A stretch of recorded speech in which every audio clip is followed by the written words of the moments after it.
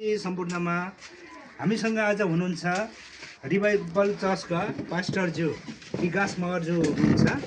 हामी उहाँ बिच नै अब आज केही सानो अन्तर्वार्ता र हामी केही आन्तरिक कुराहरू पनि गर्नेछौँ।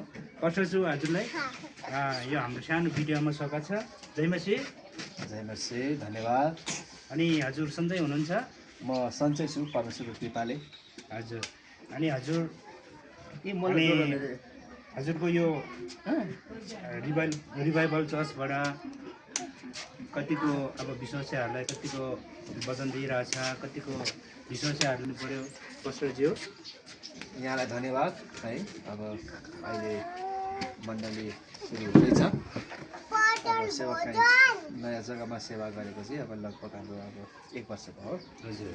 अब अहिले चाहिँ जम्मै लगभग 15-16 परिवार अहिले हामीसँग सङ्गतिमा जोडिनु भएको छ। हजुर हजुर। र अब अस्ति भर्खर 500 जनाको ब्याप्टिस्मा भयो। हजुर, त्यही सेवाकाईको सिलसिलामा अहिले सेवामै कार्यरत छु। यो एकदमै आशिषको कुरा भन्नुभयो। हजुरले 4-5 जनालाई बत्तिस दिनु भनेको नै प्रभुको प्रशंसा, परमेश्वरको महिमाको निम्ति हो होइन। अनि हजुरले यो कामप्रति पनि हामी तपाईँलाई धन्यवाद र परमेश्वरलाई धन्यवाद पनि दिन चाहन्छु। अनि हजुर अहिले हजुरको चर्च चाहिँ कहाँनिर होस् यसो त्यो पनि खुलाइदिनु पऱ्यो हजुर। अहिले हाल चाहिँ सतुङ्गल 12 हजुर मा हरियालीको पछाडि पर्छ। अहिले हाल त्यहाँ हामीले सेवा कहीँ गर्दैछौँ। हजुर ठिक छ। अनि हजुरको त कता मैले यसो सुने अनुसार चाहिँ युट्युब च्यानल पनि छ भन्ने कुरा गर्दो रहेछ। हजुरको युट्युब च्यानलको नाम पनि यसमा खुलाउनु मिल्छ होला सर? ए होइन, युट्युब च्यानल खुलाउनु मिल्छ नि। विकास मगर अफिसियल च्यानलमा जानुभयो भने त्यहाँ तपाईँहरूले थुप्रै आत्मिक प्रभुको भरपूर्ति र परमेश्वरको वचन सुनेर तपाईँले धेरै आशिषित हुन सक्नुहुन्छ। तपाईँले यदि युट्युबमा गएर सर्च गरेर तपाईँले विकास मगर अफिसियल च्यानल सर्च गर्नुभयो भने तपाईँले त्यहाँ भिडियोहरू हेरेर सुनेर तपाईँहरू आशिषित हुन सक्नुहुन्छ। विकास के भन्नुभयो? Magar official channel. विकास अफिसियल मगर च्यानलमा चाहिँ हजुरहरूले त्यसमा भिजिट गरेर उहाँको भिडियोलाई हेरेर अनि सपोर्ट गरिदिनु होला। किनभने यो एउटा परमेश्वरको वचन हो, एउटा अब सबै देशभरि नै फैलिनु पर्छ भन्ने हाम्रो ठुलो उ छ होइन। किनभने यो एउटा सत्यको बाटो छ। अनि त्यसै गरी हाम्रो त्यो युट्युब च्यानल मार्फत चाहिँ हजुरको कुनै अर्को अन्य भिडियोहरू पनि छ कि त्यो परमेश्वरको वचन मात्रै छ? अब त्यसमा मेरो भरसक सबै वचनहरू छ। अब केही मात्रामा मैले अघिल्लो साल चाहिँ रेकर्डिङ गरेको परमेश्वरको गीतहरू पनि छ, क्रिस्चियन गीतहरू पनि छ 5-6वटा। हजुर। बाँकी भनेको अब त्यही अब भिडियोहरू अपलोड भइरहेको छ। कति अब सर्टकटको पनि यसो मैले त्यहाँ हालेको छु। त्यहाँ धेरै भाषिसहरू वचनहरू छन्। त्यस्तै मात्र म हाल्ने गरेको छु, अपलोड गर्ने गर्छु। अत्यन्तै राम्रो पास्टरज्यू, हजुरले कुनै विषयहरूमा पनि होइन हाम्रो देश नेपालमा रहनुभएका विश्वासीहरूलाई हजुरले फिल्डमा नपुगे पनि एउटा सामाजिक सञ्जाल यो युट्युबबाट यसरी आफ्नो परमेश्वरको वचन यसरी अब छरिनु भएछ, त्यसको लागि नै हजुरलाई धेरै धेरै धन्यवाद। परमेश्वरको महिमा भएको होस् होइन। परमेश्वरको आशिष तपाईँ र हामी सबैमा भएको होस् भन्न चाहन्छु। अनि पास्टरज्यू, म हजुरसँग केही सानो कुरा जोड्न चाहेँ। कतिपय पास्टरहरू चाहिँ अहिलेको यो समयमा मण्डलीलाई चाहिँ एउटा मण्डलीमा चाहिँ समय नदिइकन अब विभिन्न छन् एउटा युट्युब च्यानलहरूमा जोड्ने, अनि त्यसमा चाहिँ फोकस बढी गर्ने, अनि मण्डली चाहिँ नहेर्ने भन्ने टाइपको कुराहरू चाहिँ यो खास के रहेछ पास्टरज्यू? अब हेर्नुहोस्, अब हामीले चाहिँ अब युट्युबमा मात्रै बोलेर मात्रै हुँदैन। हामीले ओरिजिनल होइन, हकिकत भन्छ त्यसलाई चाहिँ होइन। हामीले साथसाथ सेवाकाई पनि गर्न आवश्यकता छ। त्यो बेस बनाउनुपर्छ। युट्युबमा बोल्नेलाई चाहिँ युट्युबे पास्टर भन्छ है। तर हामीले चाहिँ आफैले खडा गरेर परमेश्वरको राज्य चाहिँ काम अनुसारको विश्वास गर्नु पऱ्यो नि त होइन। वचनले भन्छ तिमी विश्वास छ तर तिमी काम गर्दैनौ भने चाहिँ त्यो भएन। अनि यस कारणले गर्दा हामीले विश्वासको साथमा काम पनि गर्न पर्ने हुन्छ। अनि अब त्यस्तो होइन, अब कतिलाई परमेश्वरको प्रेरणाले पनि युट्युबद्वारा बोलेका हुन्छन् होला, तर मलाई लाग्छ सबैजना प्रायः कुनै न कुनै मण्डलीमा आबद्ध हुनुहुन्छ होला, या कुनै न कुनै मण्डलीमा उहाँहरूले सहकार्य गरेर सेवाकाई गरेको हुनुपर्छ। म चाहिँ भन्छु सहकार्य गरेर हो या आफैले सेवा गरेर गरेको नै धेरै राम्रो हो। अब युट्युब भनेको चाहिँ एउटा सामाजिक सोसल हो, अनि यस कारणले गर्दा त्यो त राम्रो पनि होइन, अब नराम्रो पनि भन्न मिल्दैन।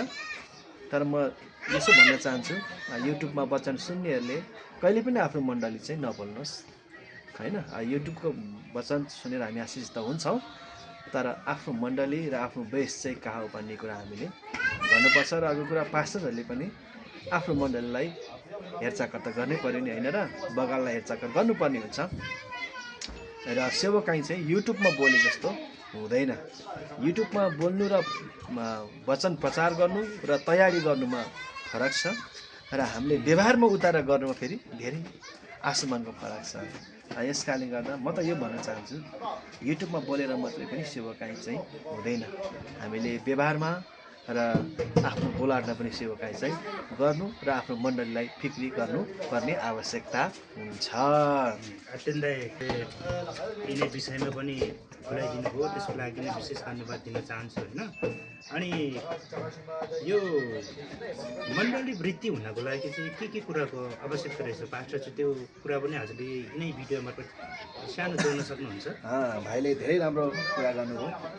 अनि मण्डली वृद्धि हुनको लागि सबैभन्दा पहिला एउटा विश्वासी परमेश्वरको अगुवाई, प्रभुको बोलावट र पवित्र आत्माको भरपूर्णिमा चल्नु पर्ने हुन्छ होइन। तालिम लिनु पनि पर्छ, तर तालिम ट्रेनिङ अब बाइबल कलेजहरूको कुराहरू भयो, डिग्रीको कुराहरू छ त्यहाँ, अब बाइबल कलेजमा अब होइन बिटिएस गर्ने कुराहरू छ, त्यो आफ्नो ठाउँमा छ।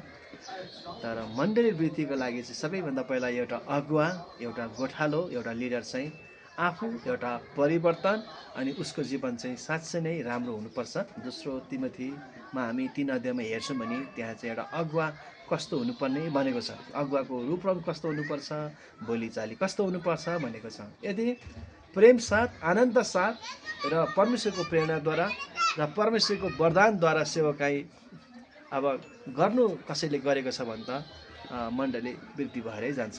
आफ्नो बोलाट हुन्छ, त्यसमा पनि वरदान धेरै छ, पञ्चतैलीय वरदानहरू हुन्छ। त्यसमा अब कुन रूपमा सेवकाई गर्ने भन्ने हुन्छ होइन। शिक्षक हुन्छ, कोही पास्टर हुन्छ, कोही अगमवक्ता हुन्छ, कोही भविष्य वक्ता हुन्छ, कोही अगमबाडी गर्ने धेरै किसिमका विधाहरू छ। तर हामीले एउटा विधा पक्रेर सेवकाई र एउटा वरदान पक्रेर सेवकाई गऱ्यो भने चाहिँ हाम्रो मण्डलीहरू वृद्धि भएर जान्छ अनि प्रभुको राज्य यसरी पनि बढ्न सक्छ। अत्यन्तै राम्रो हजुरले यस विषयमा सबै खुलाउनु भयो, त्यसको लागि एकदमै अब परमेश्वरले महिमा भएको होस् होइन पास्टरज्यू।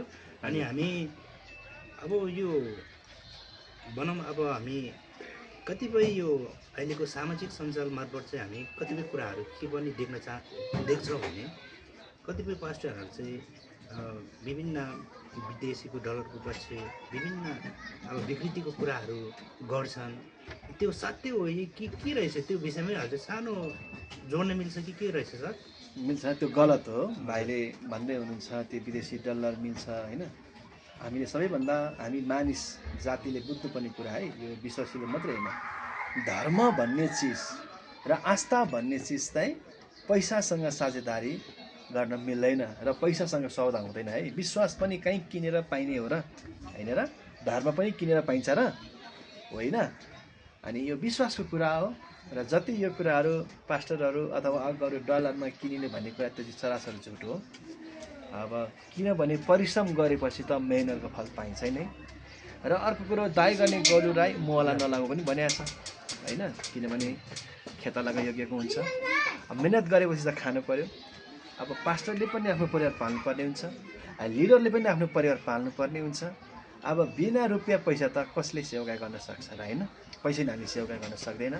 हुनसक्छ कसैले सेवकाई गर्दैछ, सेवकलाई दुःख छ भनेर बाहिरबाट केही उठेका भेटेर आएका होलान् त्यसलाई हामीले गलत गर्नु मिल्दैन र डलरको कुरा त होइन तर त्यो डलरमा चल्नेलाई चाहिँ म विश्वासी पनि भन्दिनँ म त्यसलाई म अगुवा पनि भन्दिनँ अब प्रभुको ब्लडमा चल्नेहरूले चाहिँ त्यसरी डलर लिँदैन पनि र अहिलेसम्म हामीलाई डलर पनि आएको पनि छैन हामी आफै मेहनत गर्छौँ र परमेश्वरले जे झुटाउनुहुन्छ त्यसरी सेवकाई गर्ने हो त्यो चाहिँ हो सेवकाई भनेको चाहिँ आत्माबाट गरेको सेवकाई आत्मा र सत्यतामा र प्रभुको राज्य बढाएको त्यो हो यो डलर भन्ने कुरा चाहिँ एउटा हावा पनि हो र मान्छेले कतिले अब आलोचना लाउनको लागि पनि यो गरेको हुन्छन् होला कुनै दिनदेखि गरिबहरूलाई एउटा फाउन्डेसनद्वारा संस्थाद्वारा चाहिँ एउटा अब मिसनरीद्वारा अब बनाउनुको निम्ति हेल्प गर्नको निम्ति शिक्षा दीक्षा घाँस पासको निम्ति अथवा कपडा खानपिन कुनै चिजको लागि बाहिरबाट सहयोग आएको होला त्यो बेग्लै कुरा हो तर वास्तवमा पास्टरहरू या विश्वासी अगुवाहरूले डलर चाहिँ लिँदैन है पक्कै पनि हाम्रो पास्टरले अत्यन्त यो हो भने हामी त्यसरी लाग्नु नै हुँदैन अब यहाँहरूले भर्खर पनि पास्टरले खुलाउनु भएको जस्तै हामी त्यसरी उसमा बित्दैनौँ पनि जहाँसम्म लाग्छ कतिपय यो सामाजिक सञ्जाल मार्फत चाहिँ हामीले त्यस्तो खालको गतिविधि देख्छौँ तिनै विषयमा हाम्रो पास्टरले खुलाइदिनु भयो त्यसको लागि विशेष धन्यवाद छ होइन अनि हामी अब यो सानो अन्तर्वर्गलाई अलिकति लम्बाउने कि छोटो बार्ने के गरेर छु हजुर एकछिन बाहिर जानेछु केही छैन यस समय अब हाम्रो सबिना मगरको फेसबुकमा सबैले उहाँलाई फलो गरिदिनु होला सबिना थापाको मा अनि है त अनि यो भिडियो हेरेर सबैले आशिष पाउनुहोस् ल जय बसी सबैलाई हुन्छ हामी यिनै सानो भिडियो मार्फत हामी के अगाडि कुराहरू पनि गरेको छौँ हजुरहरूलाई पनि मन पर्यो अब यो बिचमा के आफ्नो के जिज्ञासाहरू छ भने कमेन्ट मार्फत राख्न सक्नुहुनेछ यदि हामी यो सानो भिडियोमा कतै अब राम्रो या नराम्रो दुवै बिचमा हजुरहरूले तिनै अब कमेन्ट मार्फत हाम्रो छुट्याउन सक्नुहुनेछ कतै यो भिडियो बनाउँदाखेरि कतै भुल गल्ती के भयो भने कतिपय कुराहरू नराम्रो छ भने क्षमा पनि चाहन्छु भन्दै हामी यिनै भिडियोले टुङ्ग्याउँछौँ हस् त नमस्ते जय मसी गड ब्लेस यु सबैलाई